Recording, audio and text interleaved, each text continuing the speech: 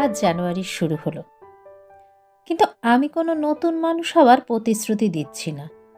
আমি শুধু সিদ্ধান্ত নিয়েছি, যে জায়গায় আমি অপ্রয়োজনীয় সেখান থেকে নিজেকে সরিয়ে নেব।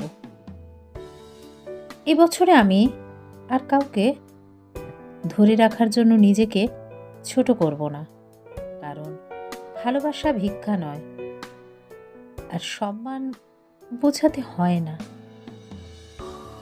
যে আমার নীরবতা বোঝে না, সে আমার কথা শোনার যোগ্যও নয়।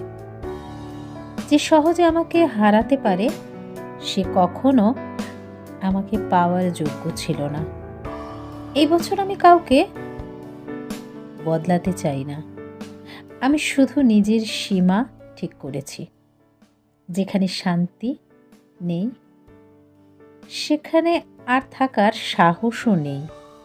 নতুন বছর মানে নতুন মানুষ না, নতুন বছর মানে নিজেকে আর অবহেলা না করা। নতুন বছরে সত্যি আমি নিজেকে নিজে কথা দিয়েছি, পেছনে ফিরে তাকাবো না। পেছনের খারাপ স্মৃতিগুলোকে মনে করে সামনে এগিয়ে যাব। মানুষকে চিনি বুঝে তারপরে তার সাথে কথা বলা যায় কিনা ভাবব। চেষ্টা করব কথা না বলার। কথা না বললেই তো সম্পর্ক হবে না, সম্পর্ক না হলেই তো কষ্ট পেতে হবে না।